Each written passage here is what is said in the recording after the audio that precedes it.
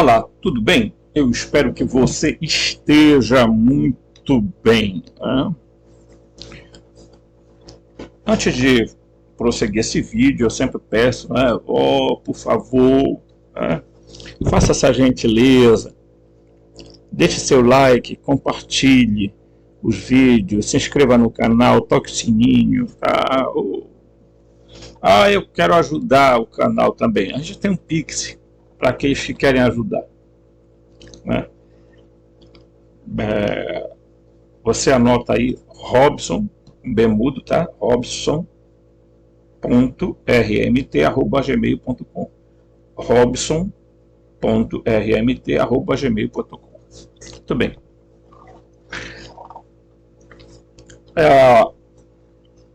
As pessoas geralmente fazem o seguinte: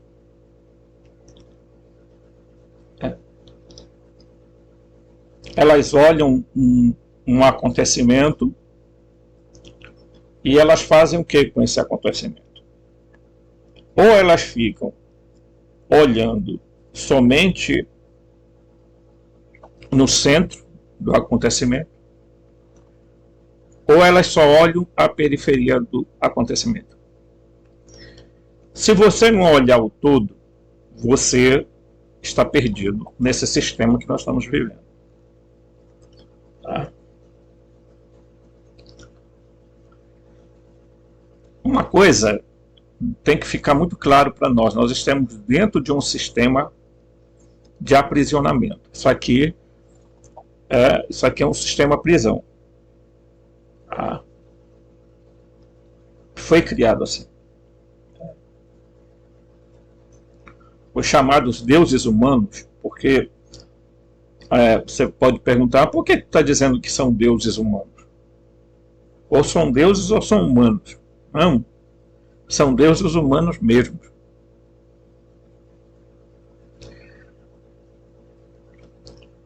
O que está acontecendo no mundo hoje, com essa tal da reversão do polo magnético, e eu já falei isso aqui, quando o Greg Braden fala sobre o estágio de ponto zero.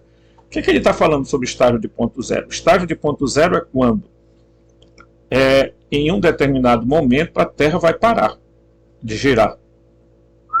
Aqui, ó. Segundo essa cosmologia, tá? Da Terra bola e tudo mais. Tá? Eu não estou discutindo cosmologia aqui. Ela vai parar e, segundo ele próprio fala, que haverá um ou 2 dias ou 3, seja lá quanto for, em uma parte da Terra escura e outra parte da Terra clara. Bem, aí a Terra vai voltar a girar ao contrário sobre seu eixo. Tá? Por quê? Porque o núcleo da Terra já está girando o oposto dela. Ela está girando assim e ela está girando, o núcleo está girando em contrário. Ok? Então isso muda o campo eletromagnético da Terra. Ok? Muito bem. Mas isso não é o Apocalipse nem a vinda de Jesus, porque as igrejas gostam muito de estar profetizando essa coisa, e eles já erraram N vezes. Tá? O que eu vi de profecia maluca na época da Panda, tá? O que é que acontecia? Era exatamente isso. Isso é um ponto importante para falar para vocês. Ok? Para os que não acreditam nessa cosmologia da Terra bola, a Terra, na verdade, não está girando nada. Então, o que está girando é o firmamento. Tá? Então, ele vai fazer o giro parar e fazer um retorno oposto. Né? Ok? É o firmamento que vai mudar. Portanto, a Torus, que envolve a Terra, tá? Ela vai ser alterada. Tá? Então, vai haver mudanças climáticas. O Greg Braden é claríssimo nisso. Vai haver mini era racial, mini era glacial né? Em alguns lugares vai ter muita neve, tá? Outros lugares vão encher muito a água, vai subir, outros cercar, e por aí. Isso é catastrófico? Não. Tá? A outra questão é a mudança biológica e psíquica que ocorrerá nos seres humanos. Ok? Isso é muito importante. Porque as pessoas que nascerem daí para frente, elas terão mudanças sistemáticas nos olhos, no seu próprio DNA. Por quê? Porque isso vai mudar completamente. E quem já acompanhou o canal aqui, sabe que eu já falei, né, desse período, né? Deixa eu procurar aqui meus papéis, tá, minha gente? Que, meus papéis tá aqui, né? Então, você já deve ter visto eu falar sobre isso aqui, né? Ok? Então, nós estamos saindo de uma era, tá? Nós estamos saindo da era de peixes, aí entramos na era de aquário já faz um tempo, tá? E essas mudanças vão ocorrendo, tá? Certo? Aquário e peixes são muito semelhantes, tá? Ok? E toda vez que há uma mudança nesse sistema aqui, muda-se também o sistema de governança. Então, eu quero que a gente preste bem atenção nesse vídeo que eu vou fazer agora, porque esse vídeo ele traz algumas informações importantes que as pessoas precisam tomar conhecimento, tá? Eu tenho falado muito sobre, né, o Enlil, o Jeová e o Yaldabaoth, tá? Essa figura são a mesma. Tá? Então, portanto, Jeová, Hashem, Adonai, Alá, Brahma, seja lá o que for que você nome que você queira dar, é a mesma figura chamada Enlil pelos sumérios, tá? E Yaldabaoth pelos gnósticos. A mesma coisa, tá? É a mesma criatura. Agora, prestem atenção no que nós vamos falar agora sobre isso, tá? Para você entender quem são esses deuses e por que o apóstolo Paulo vai dizer, numa das suas cartas, né, o seguinte: não é contra sangue e água que lutamos, não é contra carne e sangue, que a água, de onde eu tirei água. Não é contra a carne e sangue que lutamos, mas contra principados e arcontes, contra as forças espirituais espalhadas pelo espaço, pelos ares, pela atmosfera. Quer dizer, o que ele está dizendo é que a atmosfera esconde de nós o que de fato está acontecendo. E aí vale lembrar o seguinte: recentemente, eu não vou procurar agora que vai dar trabalho, mas no próximo vídeo eu vou mostrar. A ciência descobriu que a Lua está dentro da atmosfera da Terra. E há pessoas, né, que fazem especulações e dizem que, na verdade, tudo que nós vemos, tudo que nós vemos acima, até os planetas, ou os chamados astros errantes, ou estrelas errantes, seja lá como queiram chamar, está dentro da atmosfera do sistema Terra. Não tem nada fora da atmosfera da Terra. Ora, se a atmosfera da Terra vai além da Lua, peraí, Na verdade, quando eles descobrem essas coisas e eles falam, depois eles têm que tentar explicar de alguma forma para tentar dizer, puta merda, nós fizemos uma porcaria. Falar um negócio desse, a gente se complica, né? Mas vocês sabem que aqui lá eles escapam algumas coisas. Então, há um conflito dentro desse nosso chamado universo Terra, que resulta, porque está tudo interligado, né? A realidade fractal, moroncial e material, tudo está conectado, interligado, interlaçado, né? Tem aí o entrelaçamento quântico, né?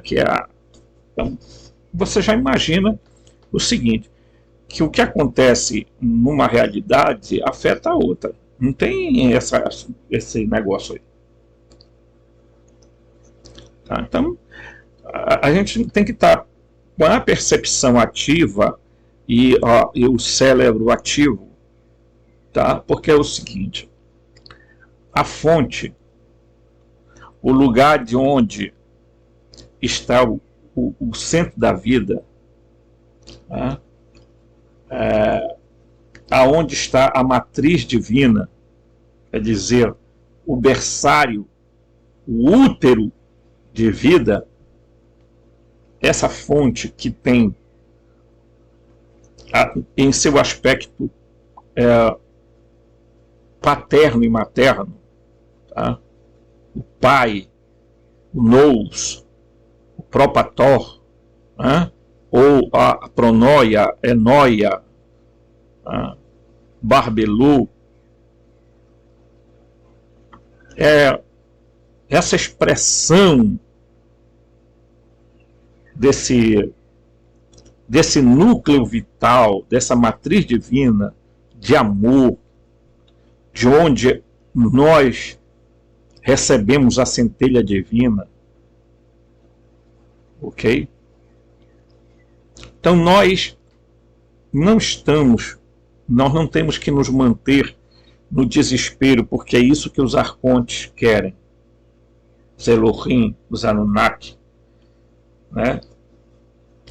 Vocês podem estar perguntando, mas todo Anunnaki, todo Elohim, todo arconte é mau? Não vamos usar essa palavra mal e bom, ou mal com L e bem, tá? Vamos usar o termo ético e não ético. Alguns são éticos e outros não são, tá? Alguns seres que coabitam conosco na Terra, alguns deles são seres que estão nessa linha, ou ético ou não ético, tá? Os Anunnaki, eles foram seres custodiais. O que é que seres custodiais? É porque quando eles chegaram na Terra já existiam humanos. Como eles não criaram os humanos, quando já tinham os humanos. Mas tanto as tabuletas da Suméria, quanto a Bíblia, quanto os gnósticos falam de uma criação. Tá? O Gênesis fala de duas criações, o primeiro Adão e o segundo Adão e o terceiro Adão, porque o primeiro está lá aonde? No Pléron. Tá? As tabuletas da Suméria falam que primeiro se criou o Adamu e a Tiamat, depois surgiram Adapa e Tit. E a Bíblia fala exatamente isso, né? Que tem lá a primeira criação, a segunda criação. E os gnósticos mostram que Aldabaoth criou, tá? a figura, né? Diríamos assim, o ser humano, tá? E aí ele criou, mas ele jamais imaginou que o ser humano seria melhores que eles. Essa talvez seja a maior raiva que eles tenham, é exatamente por quê? Porque nós temos uma coisa que eles não têm. Né? Quando você lê os sutras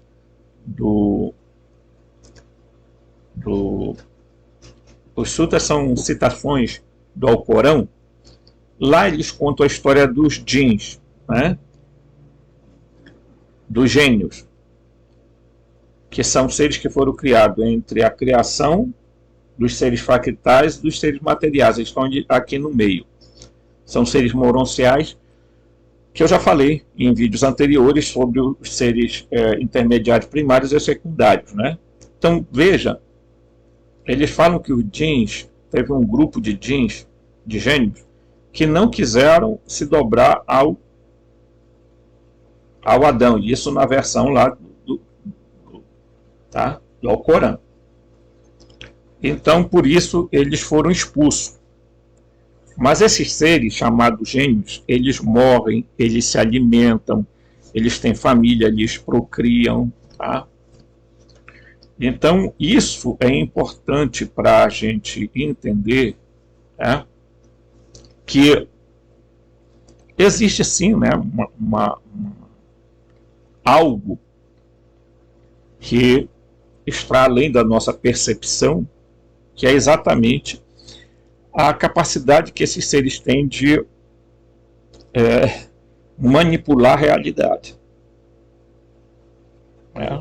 Manipular os campos de frequência e vibração, de manipular os campos morfogênicos, tá? A ressonância, a frequência, a vibração, a sintonia. Eles são capazes de fazer isso com muita naturalidade. Então você tem que entender logo, de princípio, que esses seres são um pouco mais avançados que os humanos, exatamente nesse sentido. Tá? Então, quando os Anunnaki chegam à Terra e manipulam geneticamente o ser humano para criar o Homo sapiens sapiens, o que acontece? Eles descobrem que eles criaram um ser, né? Qual é o que está por detrás da história dos Anunnaki? É que o Enki e a Nimar, né,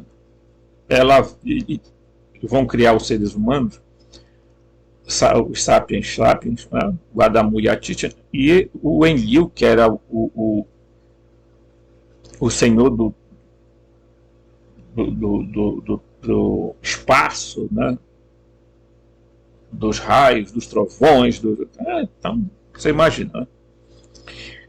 Ele não ficou muito satisfeito com essa história, não. Ele disse: olha, esse negócio está me cheirando mal. Criar seres humanos, botar humanos, nós vamos criar esse pessoal. E tanto é verdade que na Bíblia ele se arrepende de ter criado os homens.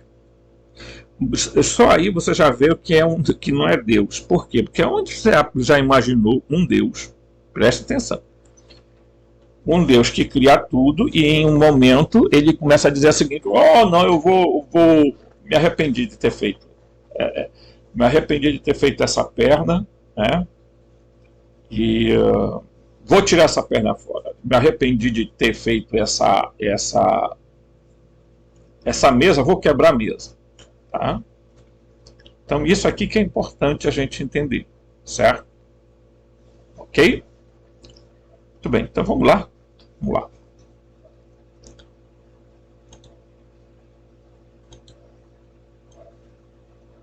Aqui nós vamos ver o seguinte, né? Os Anunnaki, segundo os sumérios, essa raça de extraterrestres eram os Anunnaki, os do céu que estão na Terra. Tá? Esse é o termo cunhado por alguns estudiosos, tá? Que mais tarde foram chamados de Elohim, que quer dizer brilhantes, poderosos, divindades.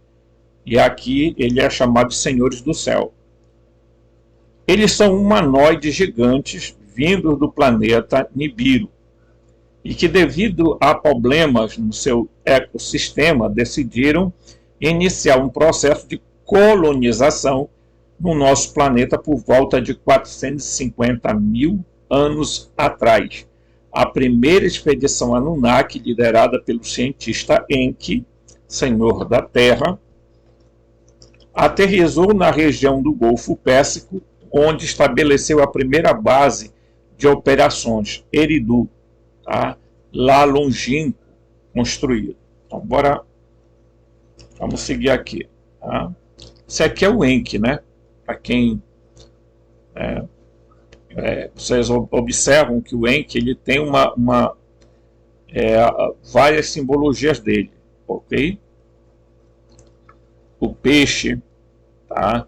A cobra, a água, enfim, tá? Ele tem um simbolismo muito grande. O plano original era extrair ouro do mar, o que de fato foi feito, mas à medida que esse processo foi ficando inviável, a única alternativa foi extrair o minério do sudeste da África, tá? Que já havia sido explorado por Enki. Sem perda de tempo, ele partiu para o continente africano com uma equipe que ergueu o complexo do Abizu. Tá? É a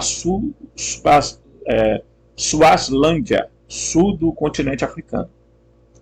O ouro obtido nas minas da região iria ser transportado em embarcações até Mesopotâmia para derretimento e refinamento. Em seguida, os lingotes eram enviados através de uma nave de carga até a outra nave que ficava orbitando a Terra, enquanto a chegada periódica de uma nave-mãe que levava o precioso metal para Nibiru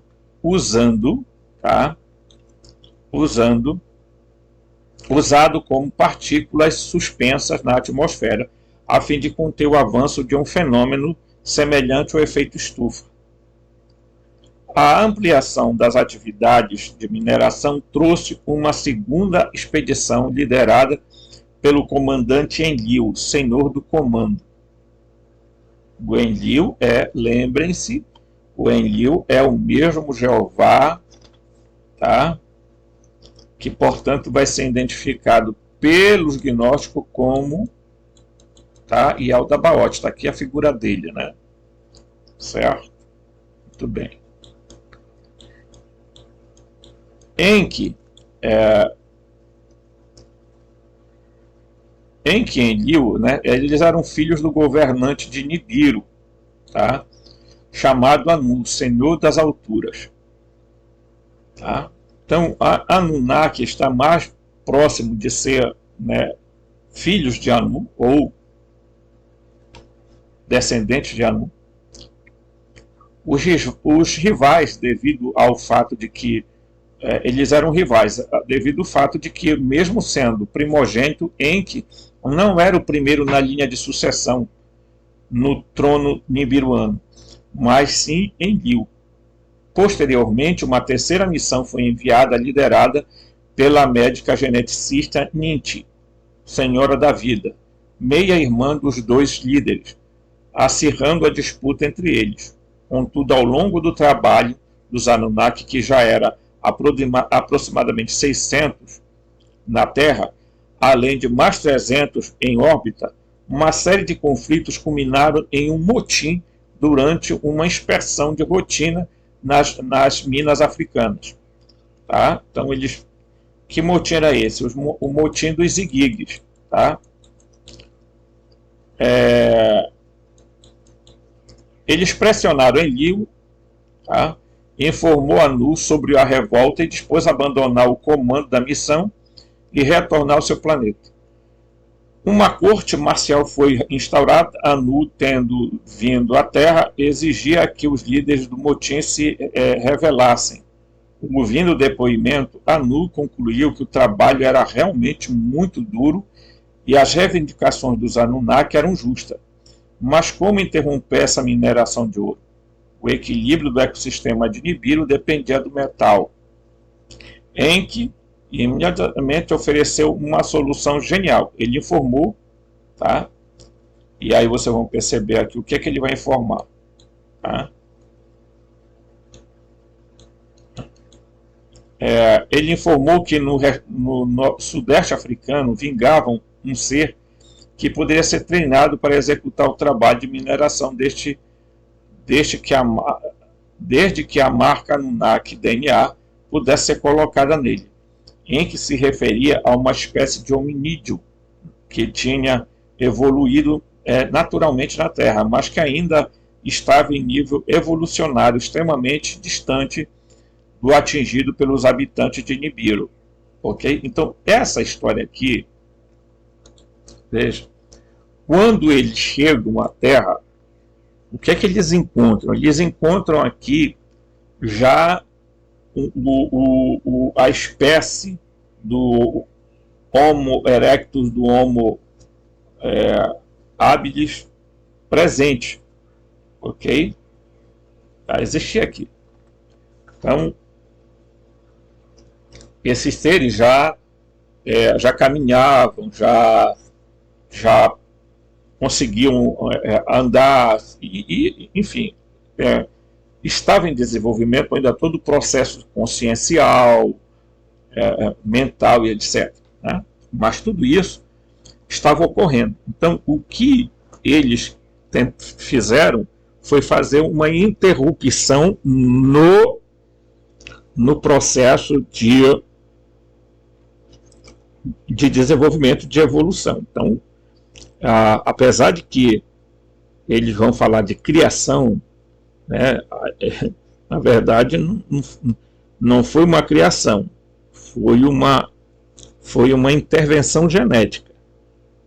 Tá? Claro que aí eles, se você olhar do ponto de vista tal, realmente eles criam um outro ser a partir de um outro, e não, né? É por isso que aí os gnósticos vão dizer que quando Yaldabaoth olha para as águas, que na verdade é um mar de energia, ele vê o reflexo do Adão Cadmo, né?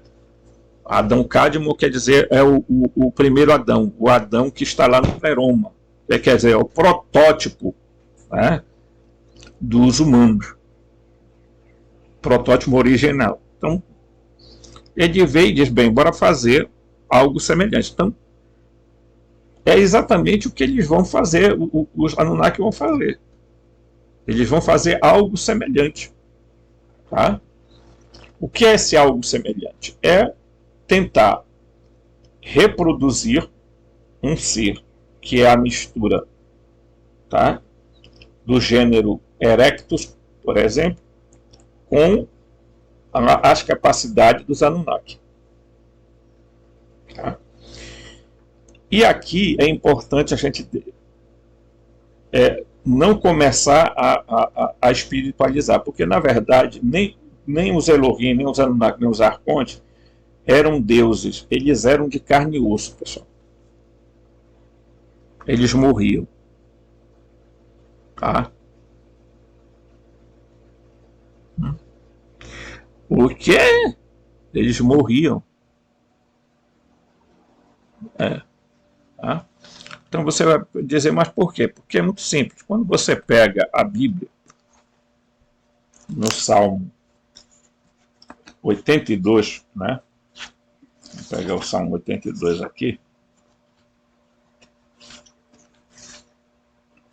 Ele vai dizer, eu disse, Salmo 82, 6, eu disse, vós sois poderosos.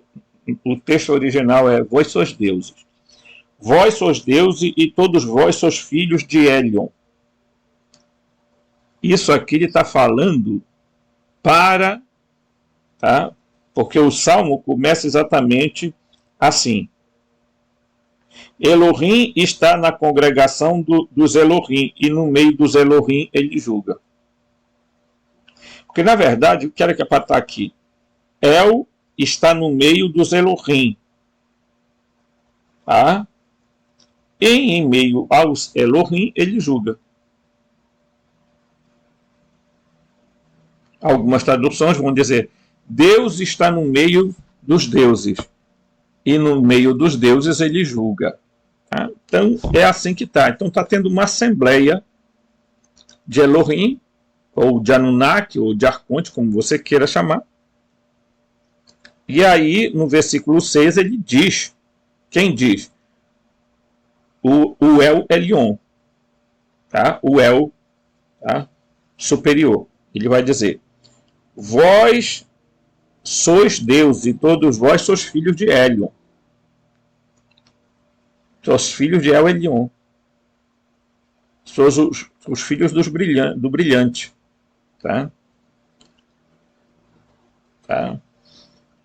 Mas morrereis como qualquer homem, e caireis como qualquer príncipe. Está aqui. Vós morrereis como qualquer homem. Eles morriam. Porque eles não eram seres etéreos. Agora, eles viviam longamente, estágios de vida longínquos. Tá? Por causa do DNA deles. Ok? Muito bem. Vamos ver aqui. Vou dar uma pulinha aqui. Deixa eu ver aqui, ok.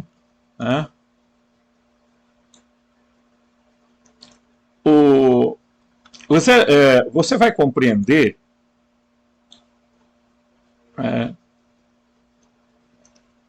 que, deixa eu explicar isso aqui, tentar explicar isso aqui no meu escritozinho aqui, tá?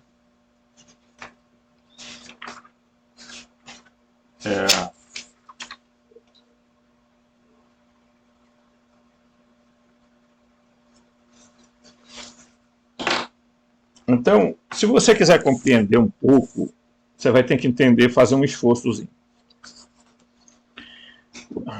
Existia o seguinte: Anu era o pai dos Anunnaki, El era o pai dos Elohim, tá? E o Yaldabaoth, pai dos Arcontes, tá ok? Então, existia os deuses superiores,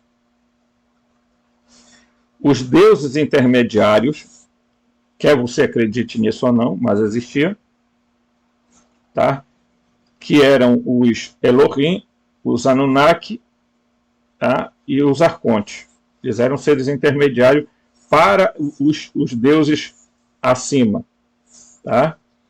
E além deles tinha um terceiro grupo chamado de filhos de Benei Elohim, tá? Que foram confundidos com os sentinela, tá? E eles eram chamados de Zigigues, tá? Ou Grígores. Os Zigigues é na tabuleta suméria e Grígores no livro de Enoque, ok? Certo? E são esses seres aqui, tá? Os Bene Elohim, que vão coabitar com as terráqueas, tá? E aí vão gerar uma raça híbrida, que serão chamados de Nephilim e Giborim, tá? Então, por que eu estou explicando isso? Para você entender que os Anunnaki tinham essas três classes. Tá? Anu com a sua corte, os Anunnaki que aí vinham a segunda classe, que era o Enlil, o Enki, Animal, o Ningizida, o Marduk, ok? Certo? E a terceira classe, que eram os Zigigues, que eram os fazem tudo, tá? Existia El, tá? O El Elyon, o grande Deus, e vinha depois os Elohim, que era era Baal, Javé, né? Ashera, e dentre outros, e abaixo deles vinham os Benei Elohim, os filhos dos deuses, tá? Que eram o lado da terceira classe que faziam muita coisa, tá? Certo? Então, quando você entende isso aqui, ó, tá? Esses filhos de Deus são chamados filhos dos Elohim. No texto hebraico, isto é, filho dos deuses. Benei Ha-Elohim. Tá? De tudo que foi dito até aqui, altamente provável que estes Elohim fossem realmente os Anunnaki e fossem, portanto, os mencionados observadores. A palavra traduzida aqui como gigantes é Nephilim, mas na verdade significa aqueles que caíram ou aqueles que foram derrubados. Tá? De Nefal, derrubar. A palavra Nephilim, às vezes é usada com equívoco para os filhos dos Elohim, mas o texto bíblico refere-se à sua descendência como mulheres terrestres. Então está claro aqui. Tá? No momento em que os Elohim, por exemplo, a tableta suméria conta que os Igigues descem à terra de Marduk e uns 200 Igigues resolvem ter relação com as mulheres humanas. E o que é que acontece? Geram filhos.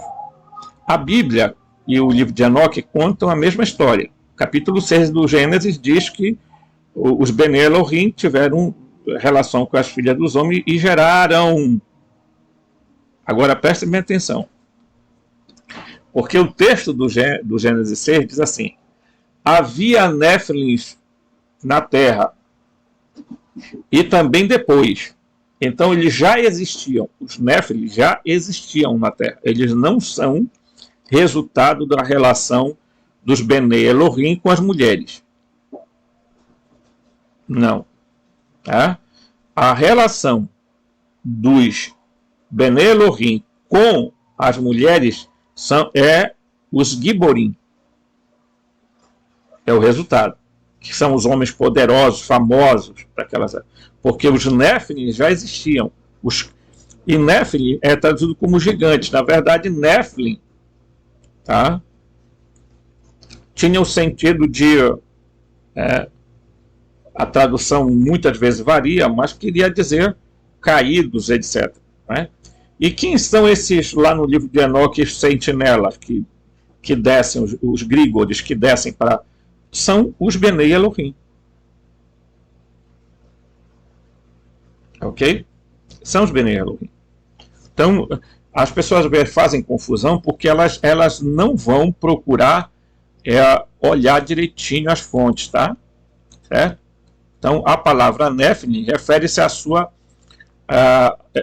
os filhos dos Elohim, mas no texto bíblico refere-se à sua descendência com mulheres terrestres. Em outras tradições, referem-se a homens poderosos, como heróis e tiranos, e similares. São os Giborim, também traduzido homens mestres, humanos com capacidades especiais, homens da antiguidade, tá? Ou Adão Olam, tá? Podem indicar que eles se originaram de seres e que existiam há muito tempo, novamente, provavelmente, dos Anunnaki. Então aqui está claro para nós, para não criar confusão. Tá? Não misture, tá, as coisas. Quando você pega o Gênesis, tá, capítulo 6, está muito claro, não tem o que errar. Está dizendo o seguinte, no versículo 1. E naqueles dias estavam os Néfilim na terra. Quem são os Néfilim? Provavelmente são os Igigues da tableta da Suméria. Tá? Estavam na terra. Alguns acham que os Néfilim seriam os Anunnaki. Tá? Zacarias 5 assimilou os Anunnaki com os Néfilim. Mas aqui diz assim. Tá? E naqueles dias estavam os Néfilim na terra e também depois. Depois quando? Depois, quando os filhos de Elohim, os filhos dos deuses, os Bene Elohim, né, conheceram a filha dos homens e nela geraram filhos. Estes eram valentes que houveram na antiguidade, homens de renome, os Giborim. Eles geram a relação entre os Bene Elohim e as mulheres terrenas, geram os Giborim. E não os Néfilim. Os Néfilim já estavam na terra. Tá? Então, essa é importante a gente entender. Tá? O que é que isso tem a ver com os gigantes? Isso tem a ver pelo seguinte, pessoal. Quem já assistiu o filme deuses do Egito, vai observar no filme que eles tinham uma estatura bem maior. Eles tinham aí seus 5, 6 metros de altura, mais ou menos. Eles eram muito diferentes nesse aspecto de estatura. Eles eram grandes. Tá? Esses são chamados de Néfilim. E não os Giborim. Os Giborim eram seres famosos porque tinham determinados poderes e etc. e tal. Então, por quê? Porque eles haviam sido gerados de uma relação de hibridização. Então, os Giborim, eles continuam a existir, porque eles eram híbridos, e eles foram se procriando. Tá? Então, quando o Enlil viu que havia acontecido isso, aí lá ele decide destruir a humanidade, fazer um reset, porque ele ficou preocupado. Bem, tá, eu vou salvar aí Enki, ia matar todo mundo. Tá? Então Enki, aí na tabela suméria, vai lá e diz para Ziuzutra, né, que é o Noé, olha, faz isso, para salvar. Tá? Prestar atenção nisso. Né? Então, quando eles propõem essa... Enlil não sabe de nada disso, mas houve salvamento de outras pessoas.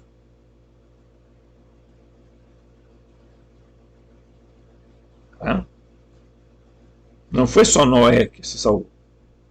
Porque isso é o que a Bíblia quer que a gente acredite. Por quê? Porque quer dar suporte à crença de que esse povo, né, que está fazendo essa guerra são os herdeiros de lá, entendeu? Mas não são. Tá? Tem muita historinha escondida por detrás disso, ok? Certo? Vamos lá. Então, aí preste atenção. Se você ainda está lendo isso, significa que está disposto a pensar fora da perspectiva rapidamente controlada dada da história humana, que tem sido manipulada há milhares de anos. Das grandes pirâmides de Gizé aos templos maias do México, nossa espécie tem uma história fascinante que nos antecede, ok? Mostrando as importantes ligações da humanidade, que a humanidade já teve, com o mundo natural e com o próprio universo. Esses monumentos antigos, pirâmides e cidades esquecidas, possuem a chave para descobrir a verdade sobre o nosso passado, a partir das teorias ilógicas e não científicas apresentadas ao público, tá? Sobre como estas estruturas foram construídas e das narrativas lineares retratadas. A verdade por trás da nossa história perdida está apenas começando a emergir agora. O presente mais importante que você pode dar a uma espécie é o desenvolvimento. Em desenvolvimento não é algo material, mas o próprio conhecimento. Conhecimento que pode levar a infinitas possibilidades e resultados no futuro. Tá? Grande parte da história humana foi mantida em segredo e fortemente guardada, né? Porque se soubéssemos a verdade, isso não mudaria a própria ideia de como percebemos a nós mesmos e a própria realidade. Né? Tá? E isso mudaria a própria ideia de como percebemos a nós mesmos e a própria realidade. Agora, entenda isso aqui. Então, vamos aqui. Alguém pode dizer, o que vai mudar na minha vida se eu souber que nós somos frutos de uma manipulação genética e que somos filhos híbridos, que a nossa origem não é daqui, que a nossa origem é de outro lugar, é de um outro sistema de realidade, de plano. Tá? O que isso vai mudar? Vai mudar muita coisa. Porque vai mudar a percepção da história de você mesmo. Você vai começar a entender bem, vai perceber que, por exemplo, os deuses eram todos eles seres humanos, ou diria assim, meta-humanos, vamos usar o termo, né? Supra-humanos. Eles eram supra-humanos, porque eles tinham uma linhagem muito mais, né, do que nós estamos tendo hoje. Tá? Presta atenção na história da linhagem, que isso é importante, tá? Certo? Então,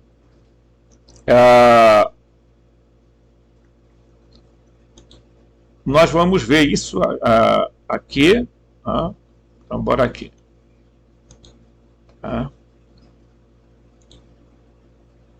Aqui, vamos. Aqui,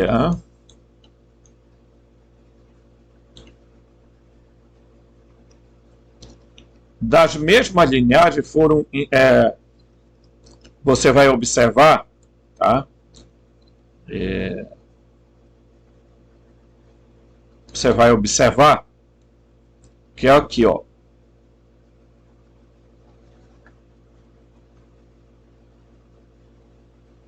Você vai observar aqui um fato, olha.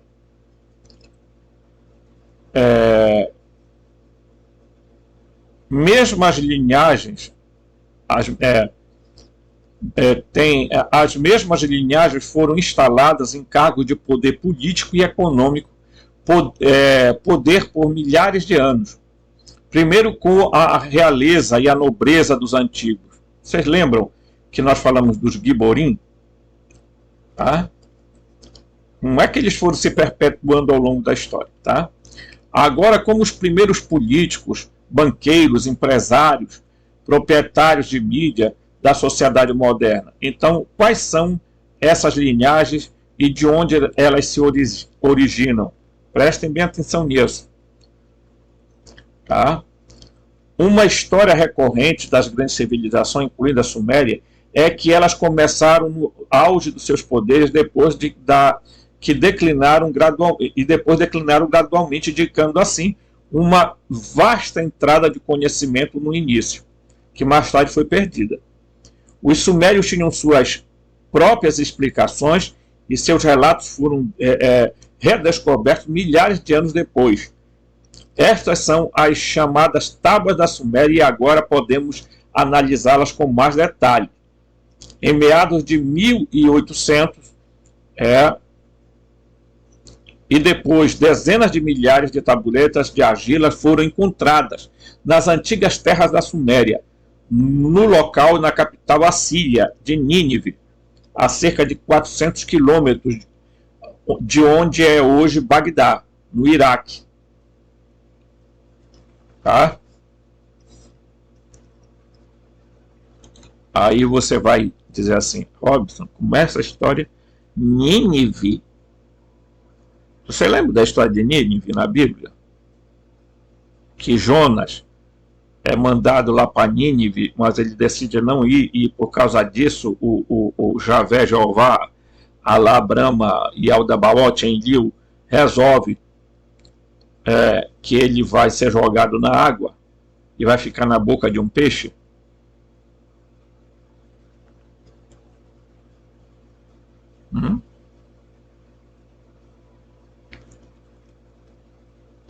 Quem é que salva Jonas? Imagina. Quem salva Jonas é Enki.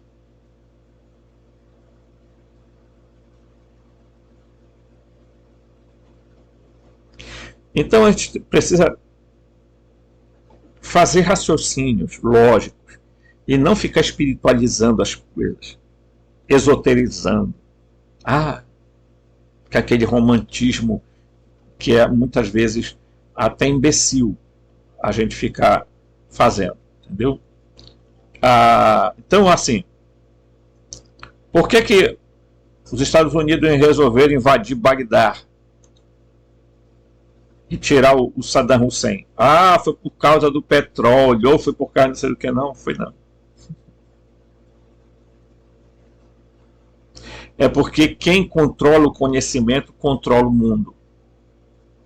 Você está me entendendo? Conhecimento é poder. Então, quem controla o conhecimento controla o mundo. O que eles fizeram foi ir atrás, correr atrás do que de supostas armas que os Anunnakis tinham. Porque aquela região, embaixo daquela região ali toda, pessoal, tem muita história. Muita coisa vai ser descoberta este ano e ano que vem. Documentos, pergaminhos, pedras cuneiformes, tabuletas cuneiformes, várias coisas vão ser descobertas. Escutem o que eu estou falando. E o povo vai começar a descobrir a verdade. É por isso que eles estão desesperados na tentativa de evitar isso, de aplacar essa situação. Tá?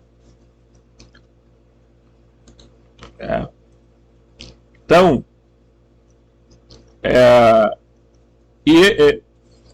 essas tabuletas, ensina-se que tinham sido enterrados por volta de 2000 antes de, mas contam uma história que remonta muito antes, a Atlântida e a Lemúria, tá?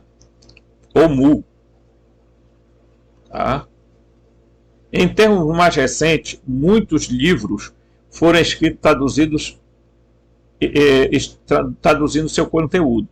Mas, embora esses relatos da Suméria e da história muito antiga, antes das civilizações da Terra, destruam a visão oficial dos eventos, mais uma vez, a mesma velha história continua sendo contada a crianças, estudantes e estudantes pela academia oficial. Então vamos lá.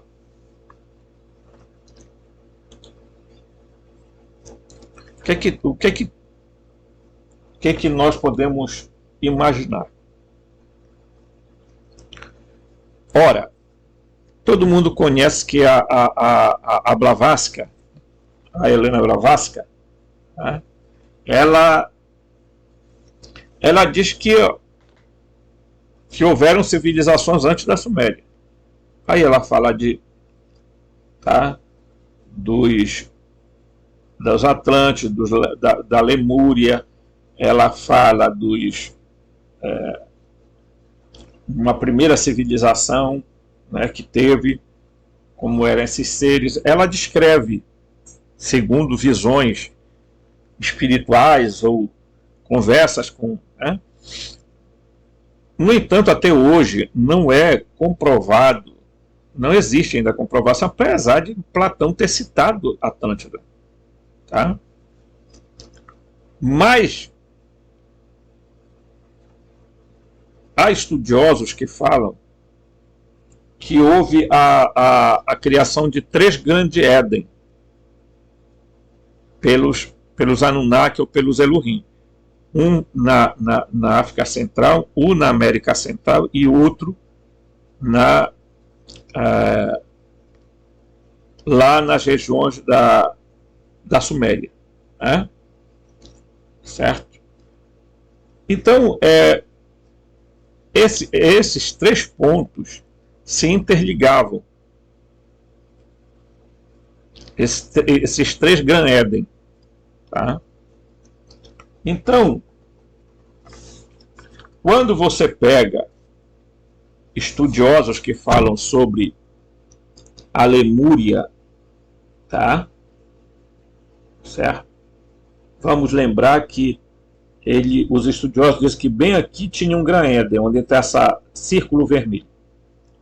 Tá? Outro no Oriente Médio, tá? E outro lá na África. Então, bem aqui, ó, no centro aqui, nas regiões onde fica ali México, aquela região toda, aonde tem existem as civilizações maia, astecas, incas, tá? Todos por aqui, ok? Agora olhe para cá nesse mapa, você vai ver bem aqui no meu dedo aqui, ó, está Atlântida, segundo esse pesquisador.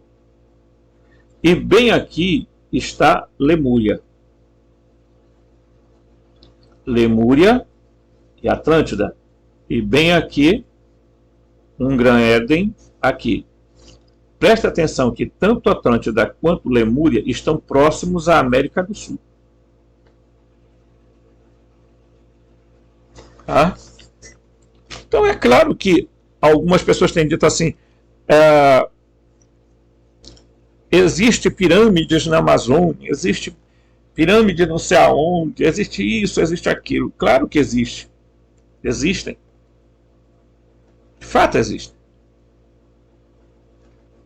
Tá? Por quê? Porque nós ficamos perto dessa área. Olha, vocês estão muito por fora. O Brasil é muito visado, pessoal. Não é à toa não que tem briga aqui para tentar, né, controlar uma região chamada Amazônia, que envolve vários países. Tem a luta para controlar essa região aí é muito grande. Por quê? Porque há, de fato, fatos históricos. Não é que aqui morou uma civilização mais antiga do planeta, morava na Amazônia. Isso aí é ridículo se alguém acredita nessa história. A tal história dos murios. Porque o pessoal gosta de inventar e inventam de uma forma que parece que é verdadeiro. Eles não têm dados científicos para comprovar isso, mas eles falam e todo mundo acredita, né? Certo? Muito bem. Tá?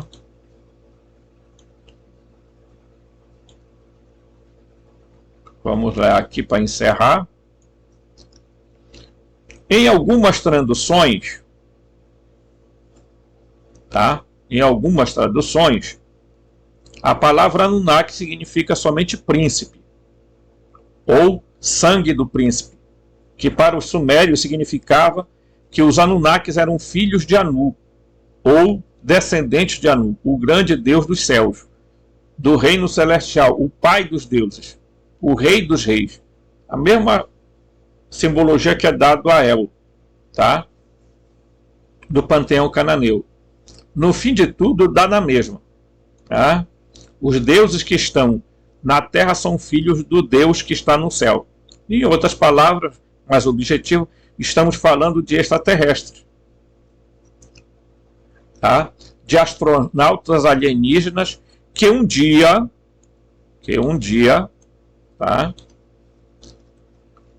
Há muitos e muitos anos atrás, saíram de seu planeta natal, Nibiru, e vieram à Terra em busca de ouro. A única substância que poderia recuperar a atmosfera do planeta deles, o que era um metal raro por lá e abundante aqui. Ao contrário do que se possa supor, ouro não é um elemento facilmente encontrado no espaço. Por incrível que pareça, é muito mais fácil encontrar diamante. Então, quando você ouve a história, Anunnaki, Elohim, Arconte, você junta os fios soltos, você consegue perceber o verdadeiro sentido da história. Ok?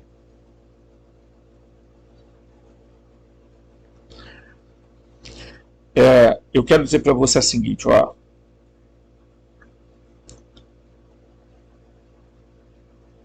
Se ligue à fonte. Se reconecte com a fonte. Fale com a fonte.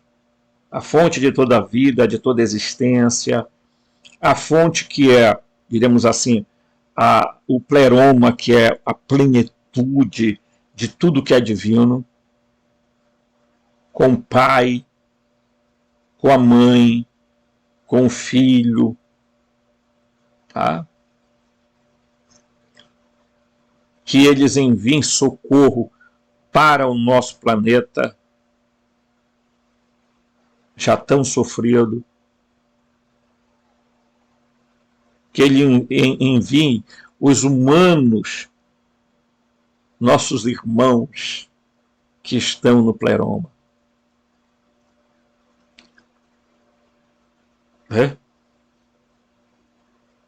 Para socorrer as pessoas sofridas deste planeta, que estão perecendo.